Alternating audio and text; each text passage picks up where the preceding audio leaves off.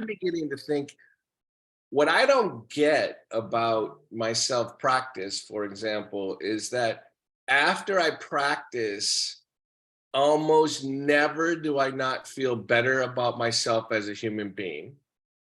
Okay. And it's not just because I'm not, if you don't know me very well, I'm not one that sticks in my lane very well or sticks to all the rules of society. So it's not like I'm a huge lawbreaker, but I don't feel morally good because I practiced, right? But I literally at the core feel better. And it's not just because I accomplished something. And yet I have a hard time getting there. What kind of effed up crap is that? Ask yourself, right? And by the way, sometimes practice actually in the moment sucks, right? And so I'm not saying, oh, I feel like I just took a shower and feel better because I practiced. Something deeper is happening that makes me feel better, even when the practice itself was a failure. So the idea that you need a certain kind of focus, I don't know if anyone would raise their hand to say, do you practice with the same amount of quality every time? Never, never. So again, what we've got, Sarah, you, me, and everyone on the call is a whole bunch of excuses as to why we don't practice, right?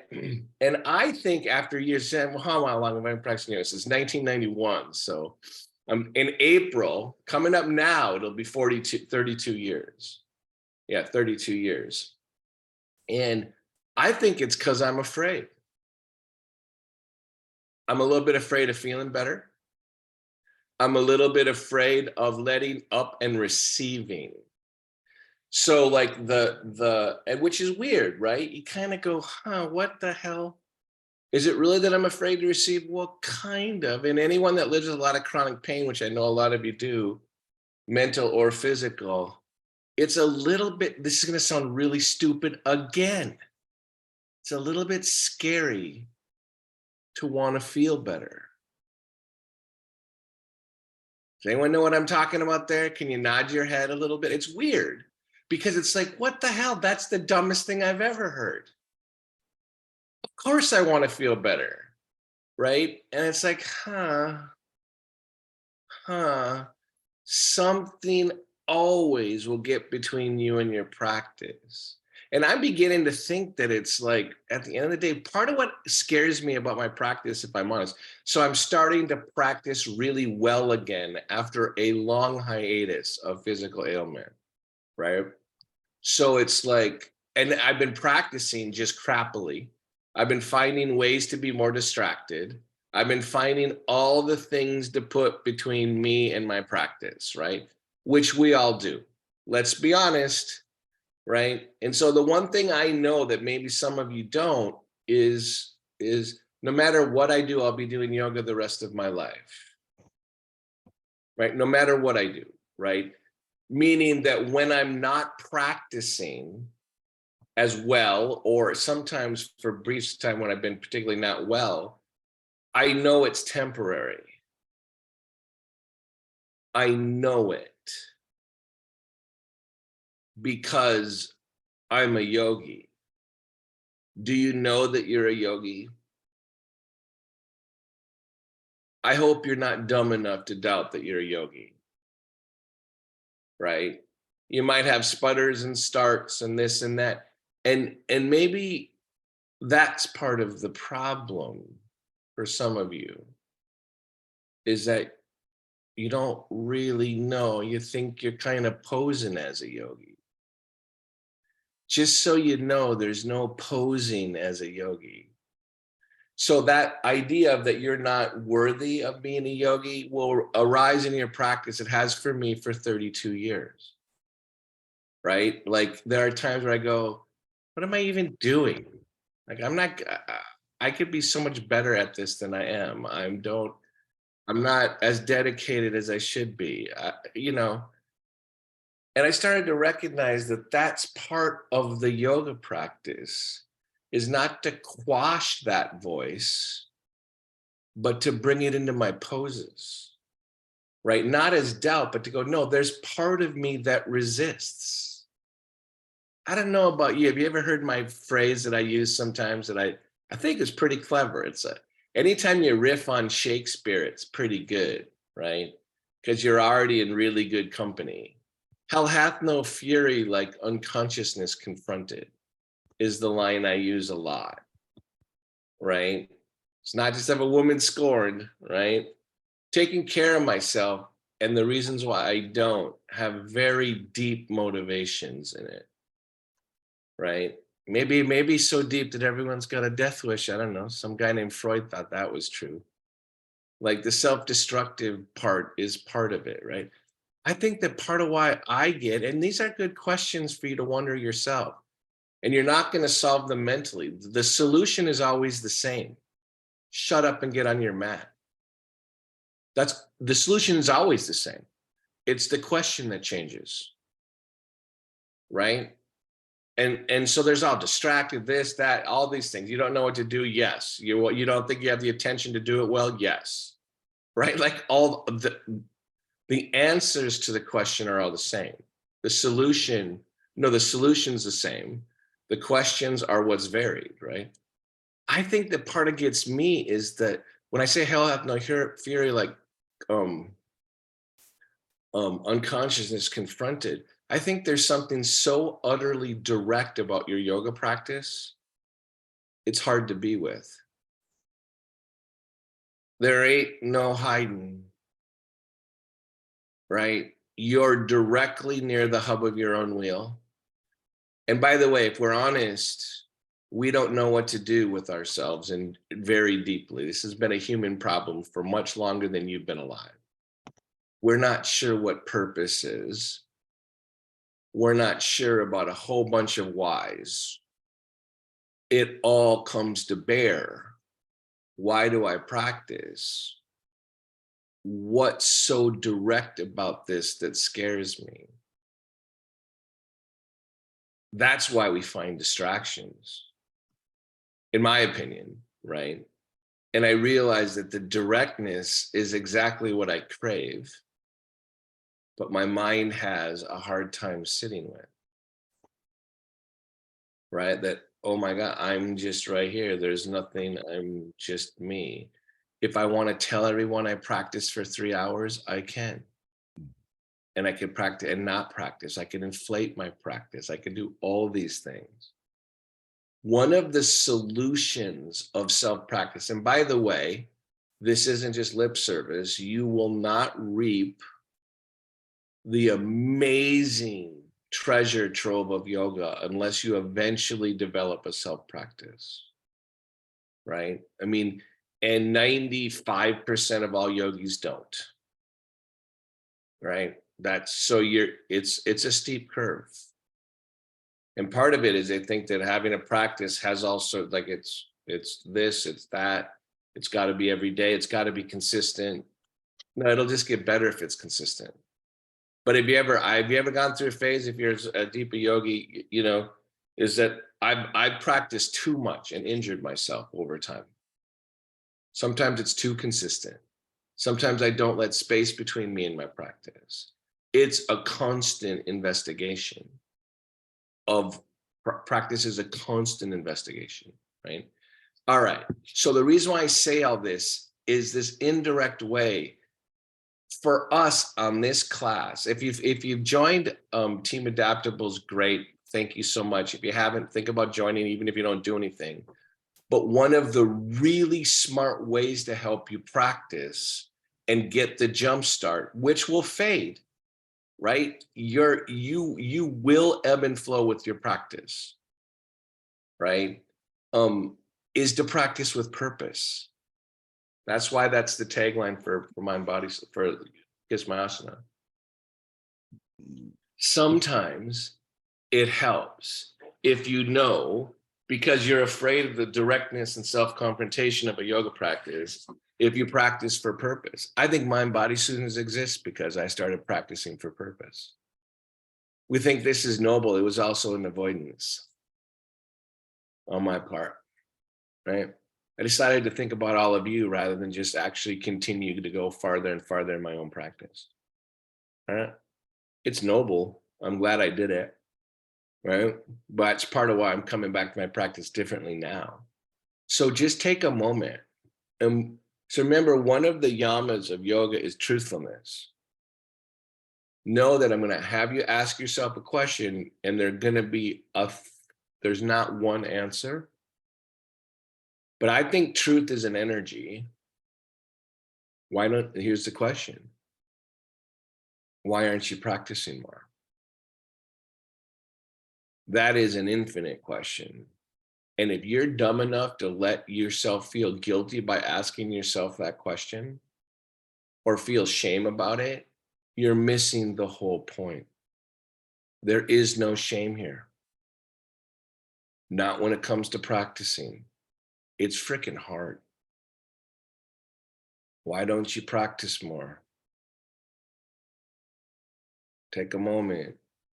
And so with Kiss My Asana, let's actually,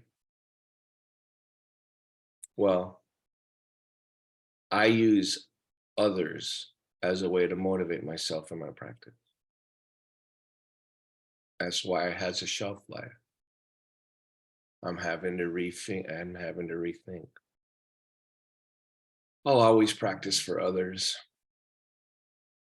Always. Right? But what else?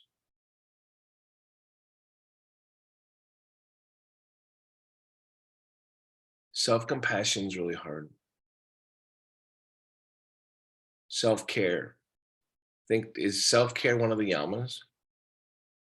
No. So mental construction, right? It's important. What does it accomplish? Truthfulness. You matter, right? So what's the truth about why you don't practice? What's the truth about why you do practice? Be honest with yourself. Know that your answers will change, but the solution is always the same. Practice. Right. So as Kiss My Asana, we're having a team adaptables meeting today. Please come if you can. We're gonna share each other's stories and stuff. It's gonna be fun actually today. I like it every time. But no, let's that week especially try to inspire each other to practice. It's the greatest gift we can give each other. Let's try to inspire our friends and family, whether they contribute to your page or not. It's not as much about raising money as it is the idea that taking time with yourself and with your own space is the most valuable. Right? It doesn't even have to be yoga. Maybe you can teach your parents to read their paper in the morning as a yogi, right? It can be all sorts of stuff. Your practice doesn't mean asana. Not always. Sit up straight and tall. Start to feel more rather than less. The allowing energy. Oh my God. When you live with a disability, you're constantly afraid of allowing shit, right? Because you're managing everything, right? Practice the sensation of allowing your own sensation without trying to manage it. Oh my God, there's this wrong, there's that wrong, I'm this, I'm dehydrated, I'm this, I'm that. That's all the freaking distraction, right? Maybe the week of Kiss My Asana, you just practice allowing stuff without becoming passive, right? There's a huge allowing does not mean passive. In fact, I think allowing takes incredible courage. It's exactly the opposite. Somebody lied to me. It was never easy to allow. It's a heightened state. So make more alert stillness in your spine. You know where your kidneys are? So there's fear here when it comes to being deeply in your body, because guess what? Your body guarantees a death sentence, right? Right? So the body's a scary object. So one of the things you can help with fear is your kidneys, supposedly, I don't understand exactly why, but your kidneys are somehow energetically, some other thought schools of thought and frameworks actually think that your kidneys are connected to fear. That's part of why when you're really scared, you have to pee, right? So instead, in the mid part of your back, right, about where you imagine your kidneys are, but you can kind of find them if you want to. Not the way you can find a finger, but you can find about where your kidneys are. Each side of your spine in the mid to lower back, right? Bring alert stillness there. Be alert there. Don't just take advantage of it. Right? So when I bring alert stillness to my kidneys, where I think my kidneys are, my sitting bones have to change, right? And my chest has to lift.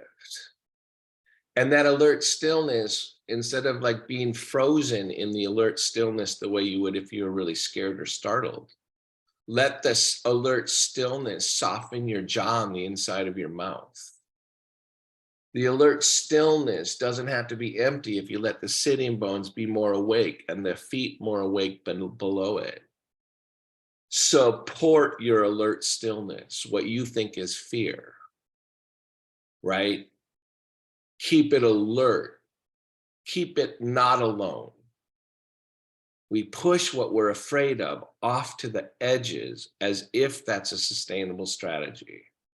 It is not. It's necessary sometimes, right? But there are times where your yoga practice, you get to find what's underneath your fear. Notice your exhalation and your inhalation, the spark. You're still here, deeper than the stillness in your mid back. Bring your hands into prayer if you want to or can. Find your own midline. My God, you have resources here. Laugh at the story of why you don't practice, right? Don't feel bad if you don't practice tomorrow. That's a bunch of crap. Good and bad are after the hub of your wheel. You choose. Be here first.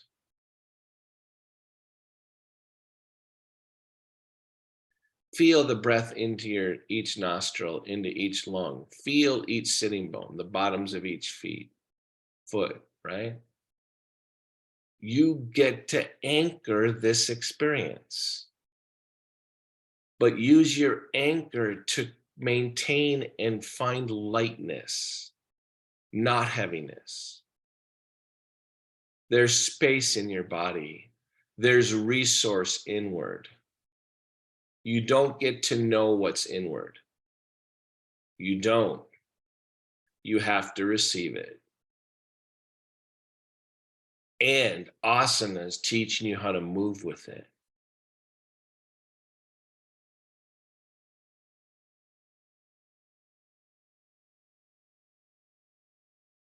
Space, lightness are essential to sustain self-practice. Let go of your day. Prepare your mind to do yoga. Ground the lightness.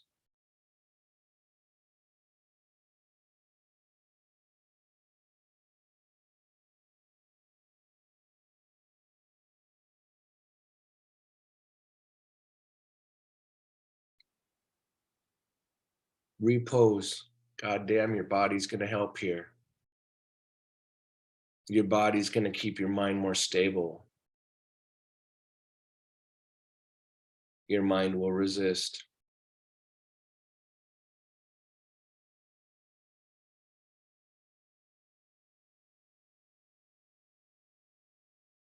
Good. And then raise your chin up towards your sternum, up towards your chin down over your sternum. give yourself a better boundary, a better receiver. That's what this Banda is. Except you wouldn't want to do it all the time. It's not right all the time. It's right once in a while.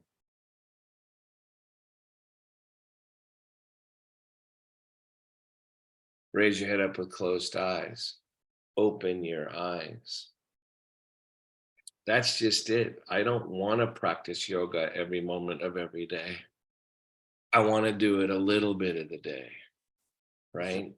I want to like get it. So let's get that lightness again. Like I'm going to pop around. Like how do you like bring some, with all this, like as soon as you come up with self-practice, one of my best ways to like ultimately practice less is to feel bad about not practicing, right? That's one of my superpower tricks, right?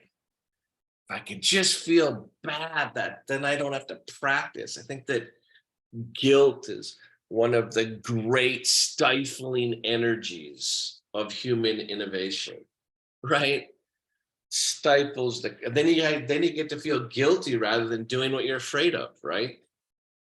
Hands down by your sides, lift your chest. So I also remember, I'm still working on why this would be the case, because Iyengar says this is the fear, or there's fear complex here. So one of the reasons why we roll our shoulders forward, this has gotten, so have you noticed, as we said, we sat at more computers, we're more fearful of our lives? Have you noticed the relationship there between sedentariness and fear?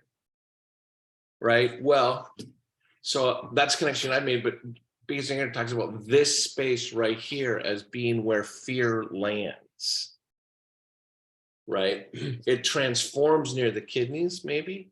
But so he's going to want shoulder stand helps with fear. Chest openings help with fear. So put your fingers here, like your Farmer Joe, and put your thumb right in there if you can. Otherwise, just open here and lift here. Like you got your chest, like help your chest come into the world.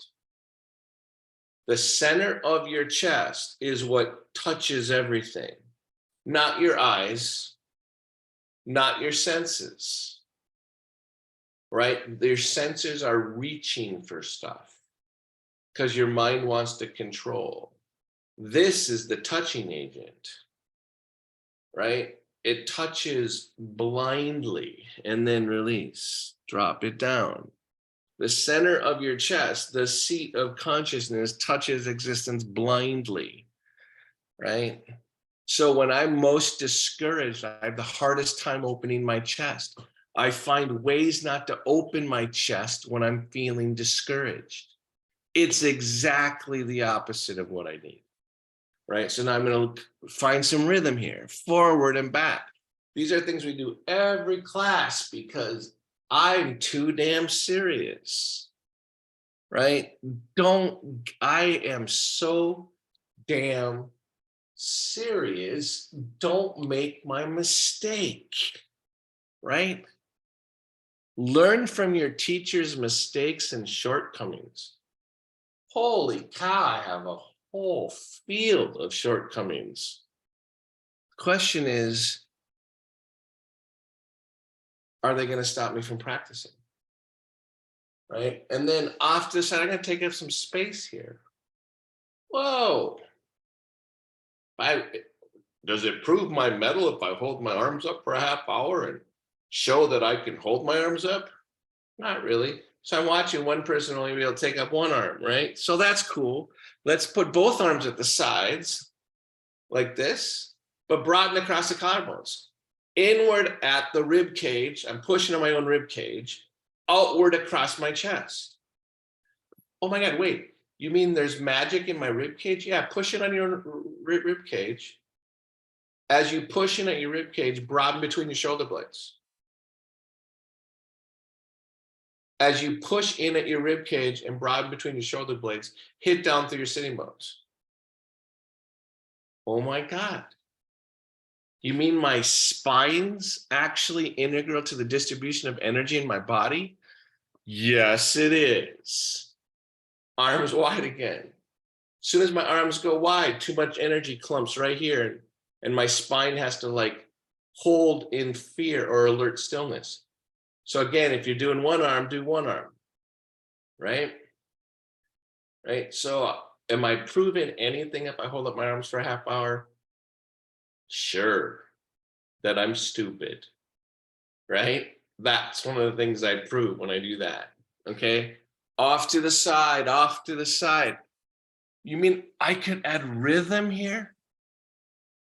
You mean like I get to like control basic things, right? And even if you can't move that much, do it everyone do a tiny space. I've got one student that is my student for a long time that can hardly move now. So she has to get really good at moving little tiny spaces. So with your spine, do a little circle.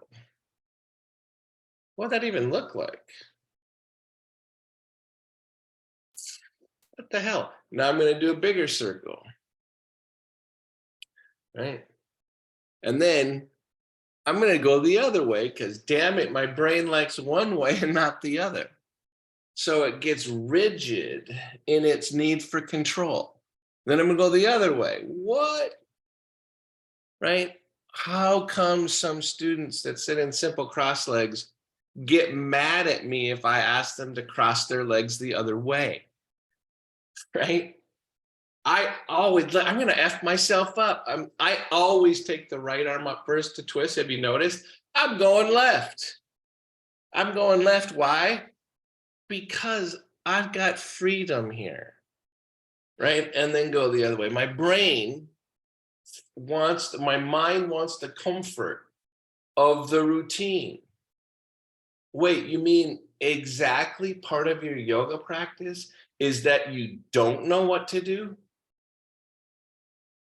Right? That's exactly, and then back to center. That it's exactly what you're working with is that you don't know what to do? You mean that you don't know what to do isn't a shortcoming? It's truthful?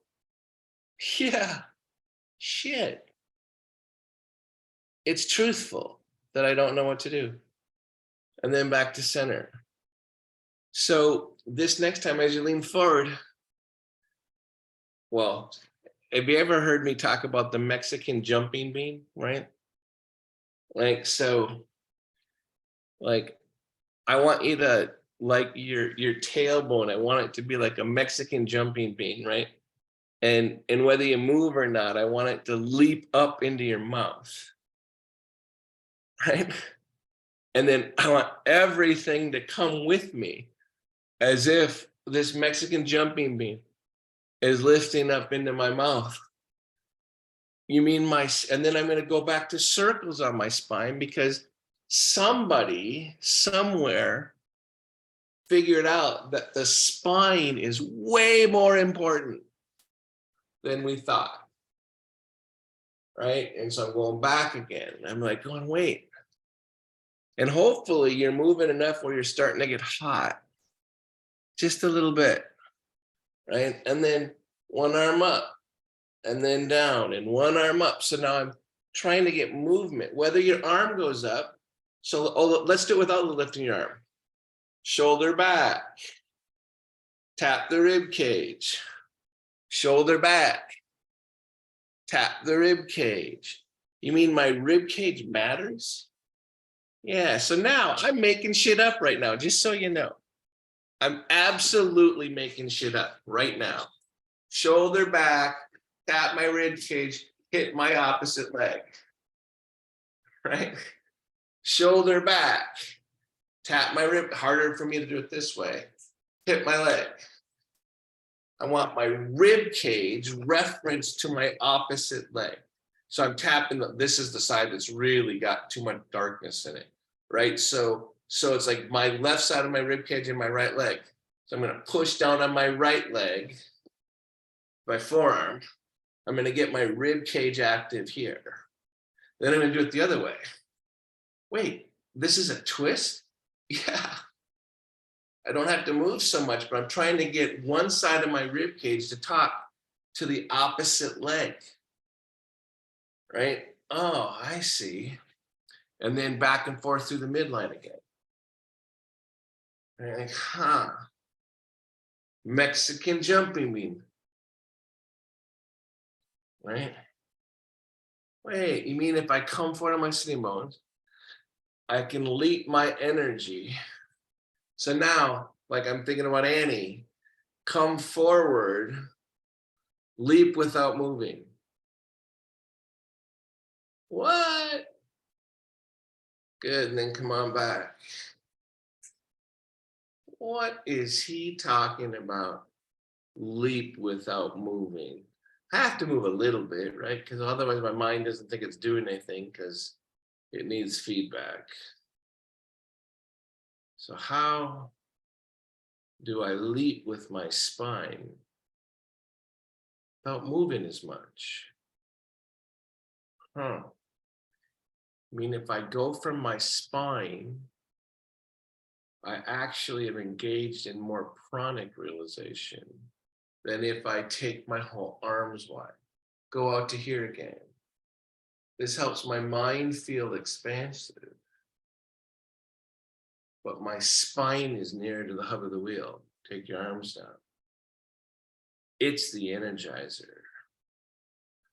This is the ice cream, right? So I'm going to take some ice cream or not, or let's say I can't take my arm up.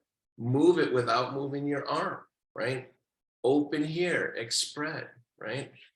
And then go the other way and spread. Then I'm going to get my legs involved. So I'm going to take my legs wide. Because why wouldn't I? For God's sakes, right? I'm going to go, and this is poses we've done a zillion times that I think really matter.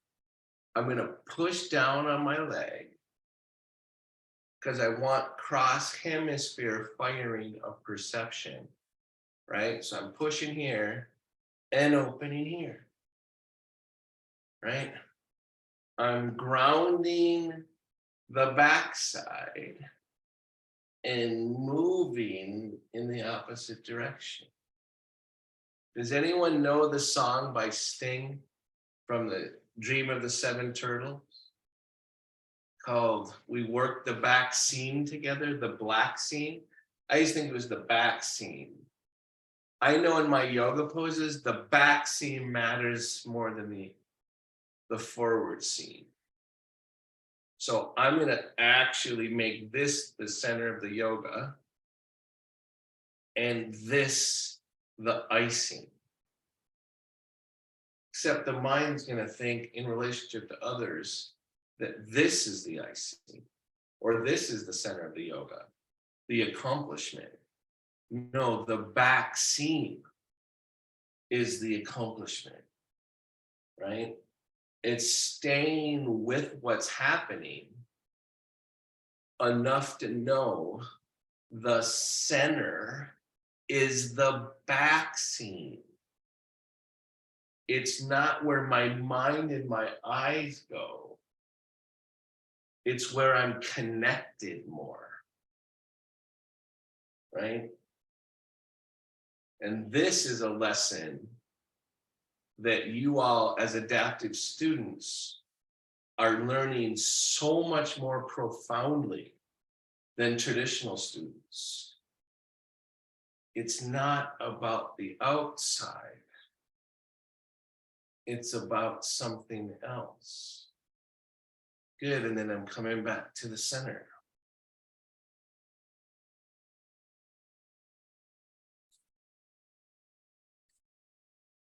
How do I work the back scene? Although I think it's black scene in the song. Well, the back scene is your own yoga practice. Right? It's the part nobody sees. It's the part that's the hardest to stay motivated with. I just saw two different people yawn simultaneously. Is this boring to you? Right? Or have you ever noticed when you're confronted with stuff, you get sleepy? I do. For a while, when I was first coming with the ideas, and then I can take my legs wide, when I would start to explain my ideas about mind body solution, and I'd prattle on. I'm going way over now.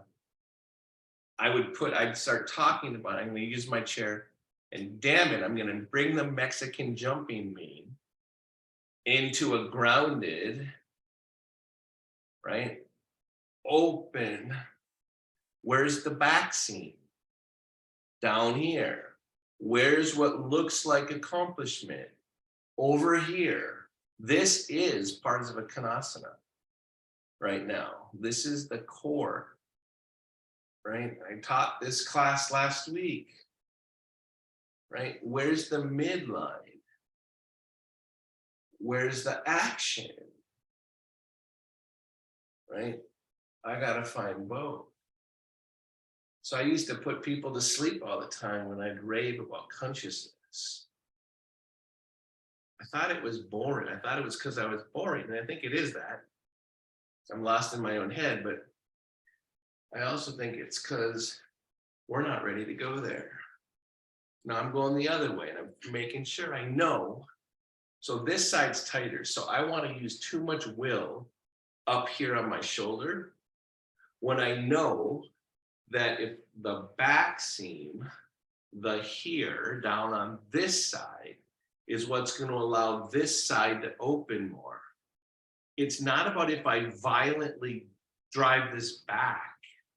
It's whether I can make it feel safe so it can open.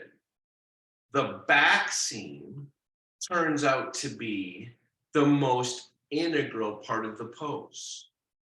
And then turn up. Huh. Dang it, you know, I'm going to do the other side again because I just saw a mistake in what I was doing. Even though I was talking about it, I was still grinding my pose to prove something. Right? So I'm going this way. I'm going up again. Right?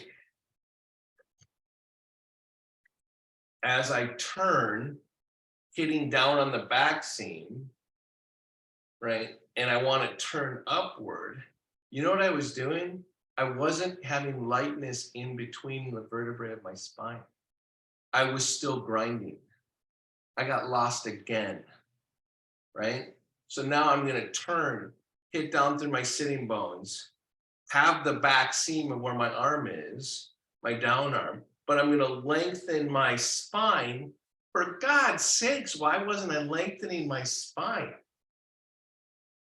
And as soon as I lengthen my spine, I can feel my lost legs. The legs that I don't get to control, right? Remember, good.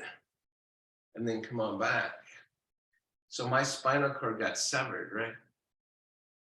And so if I just try to travel through my spinal cord, I'm never going to make it to my legs. So I'm going the other way.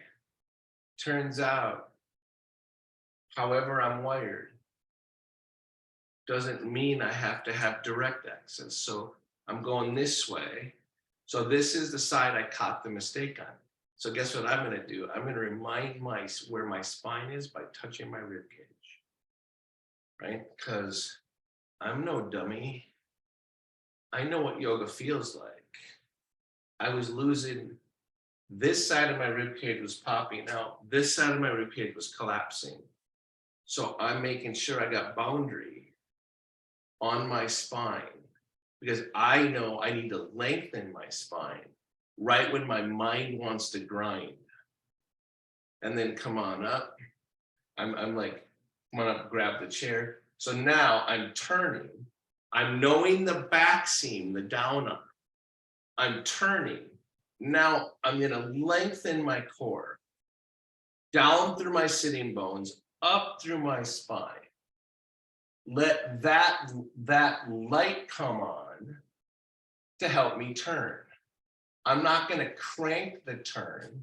I'm going to lengthen my spine so I can have lightness do the cranking, the turning, not the cranking of my will. And then come on back together. back to center. So those words maybe didn't make sense. One of the things I have to confront in my own practice is that right when I want to crank and succeed is when I need to lengthen and open, right? That's a mind habit. So as you know, I've been teaching that with the rib cage to my legs a lot. Come forward onto the table or onto your legs and lift your chest. So I've been cranking. I want the rib cage and the legs, I've been teaching this for a while, to come into greater unity. So when I breathe, I can make my legs lighter. What? The hell does that even mean? Well, practice and find out.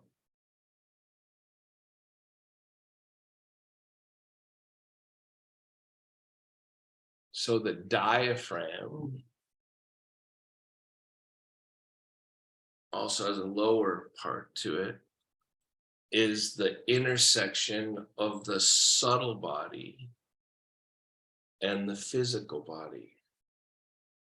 Said by a guy that knows way more about asana than me, right? He drops a breadcrumb. He opens a door.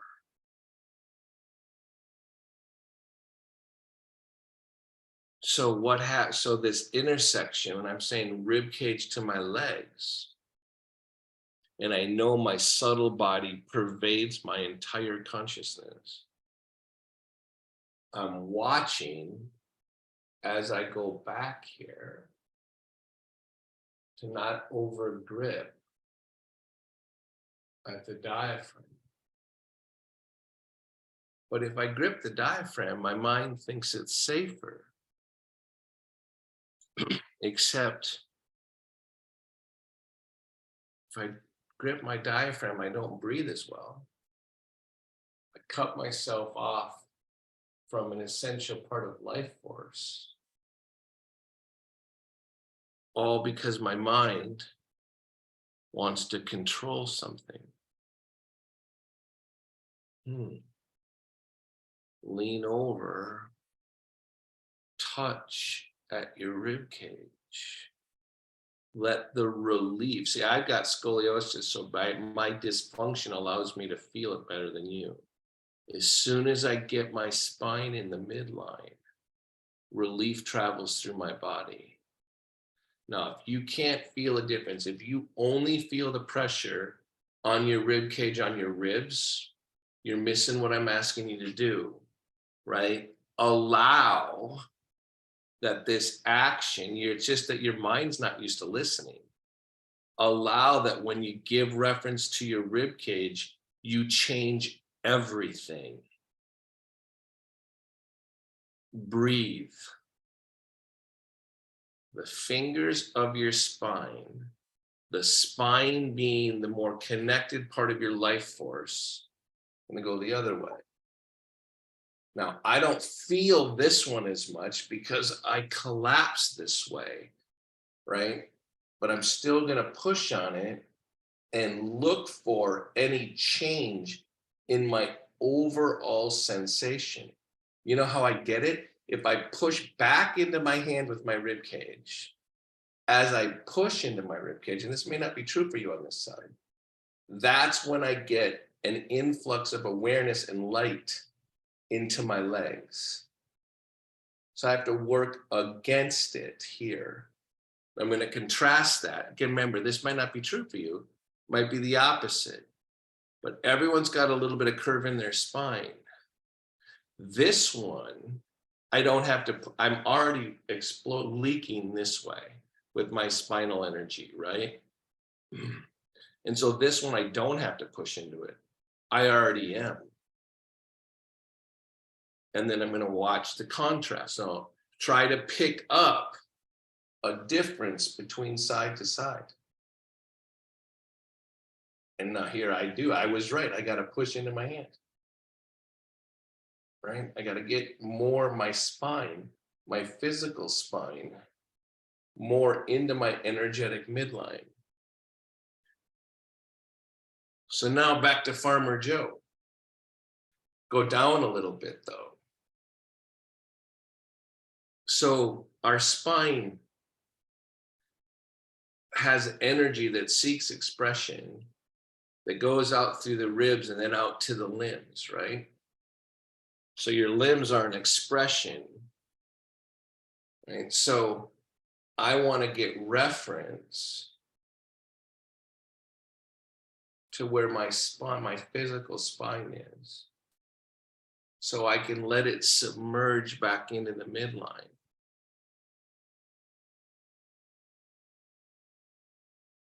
Now I'm going to, as I'm touching here, I'm going to have my breath nudge into my fingers.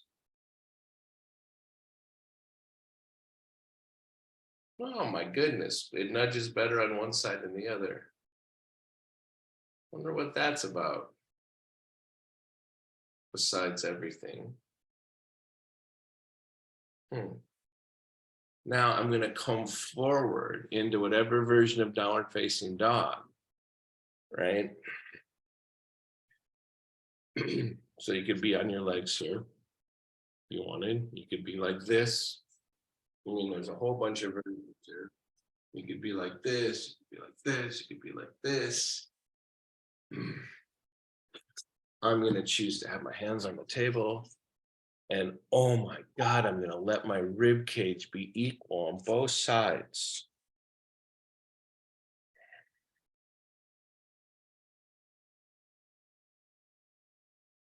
As I actually start to quiet down. Now I've learned something. I'm going to back up for a second. I can tell you that one of the things that would help me is if each side of my rib cage was better mirrored to my legs. I'm going to touch here, and then I'm going to do this.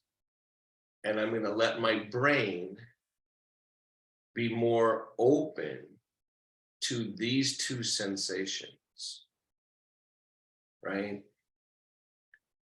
Because when I come into dog pose, I want my legs and my rib cage to guide the pose this time.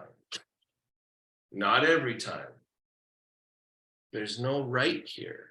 There's only your practice. I'm coming forward again. Now, as I come forward, and I can tell you my hands need to be farther apart and I got too much crap on my desk, right?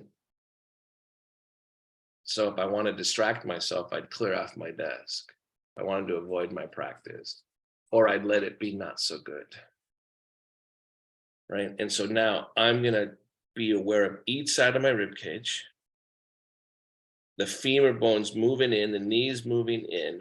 Oh my God, I'm going to hit down through my sitting bones and lift my chest. I'm going to turn this into an extension.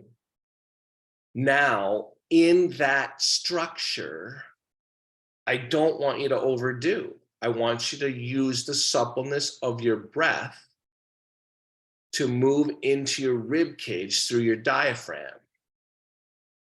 So I want you to take a breath that allows you to feel your legs more.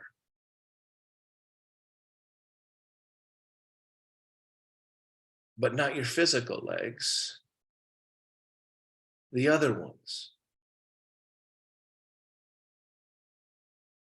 Oh my goodness. Life is freaking cool. Can't believe what I receive. Good, and then release.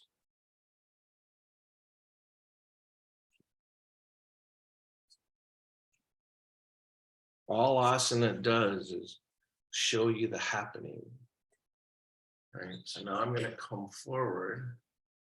I'm going to lean a little bit more forward in this twist.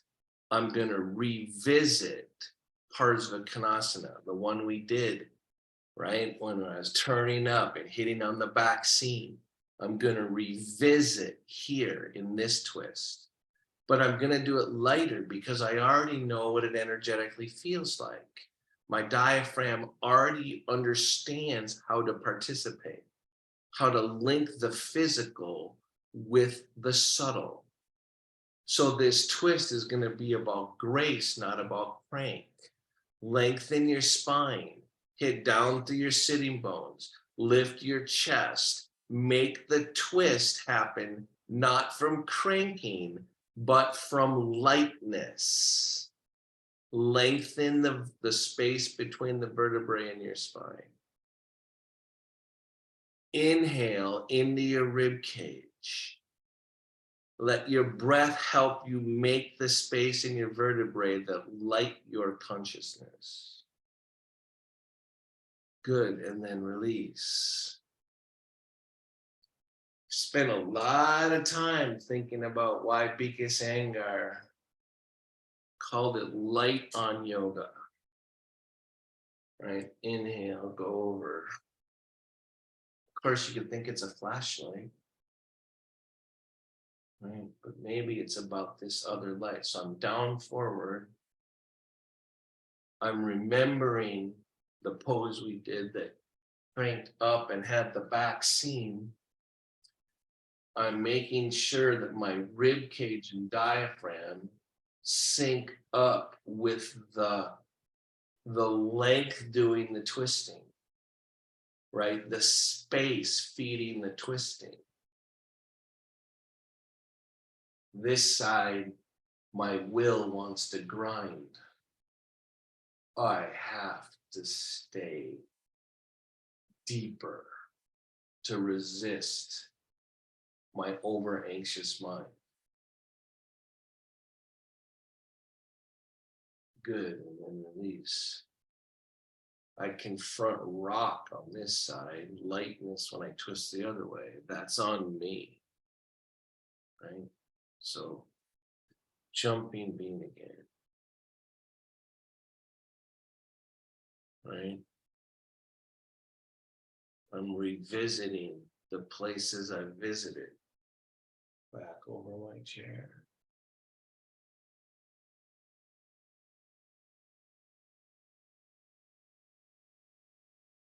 Got to get ready for Shavasana. So before I do, I got to find the spaces that I've clenched.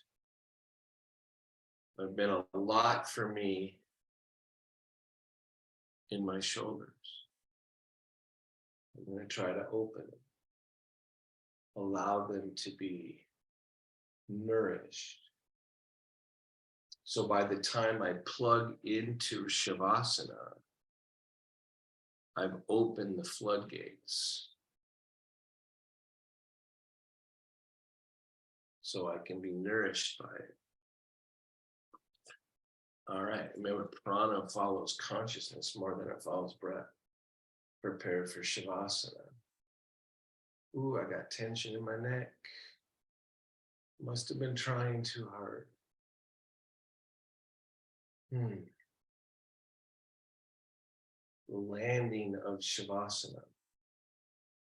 The allowing that you don't have to be in charge.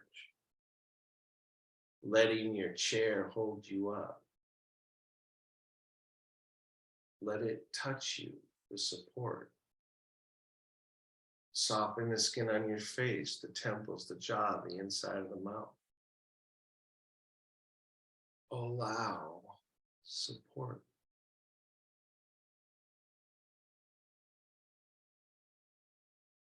If you haven't closed your eyes, give it a try. If you don't like it, you can open them back up. Unseen support.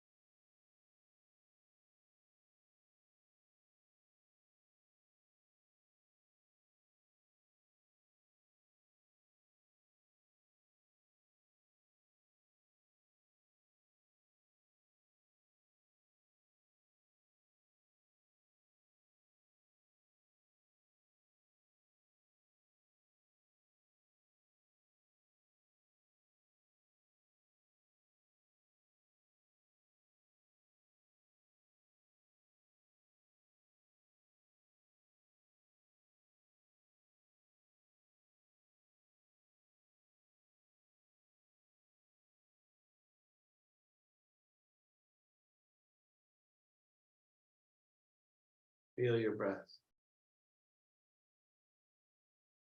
Don't change it.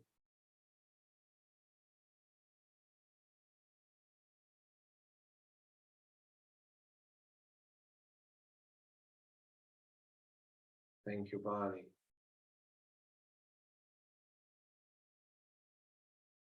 Thank the home.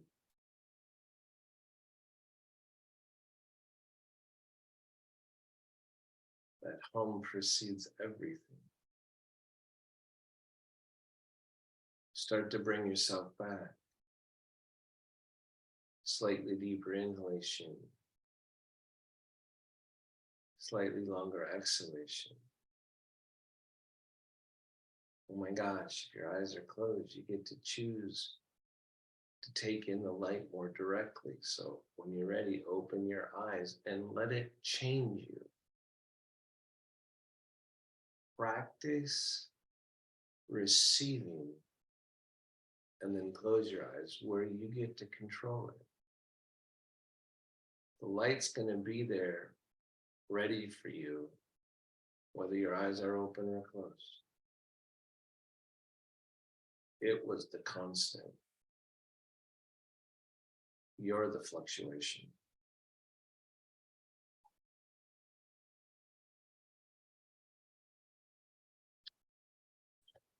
And everybody, I am going to stay on after.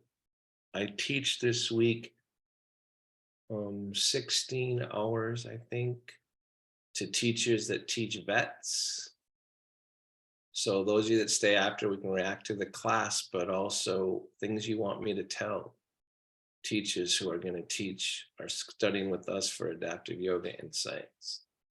All right, hands together or not. Come back to your midline because that's all hands together is trying to do. Right? It was never about the action. It was about the energy. Namaste. Spirit in me bows the spirit in you.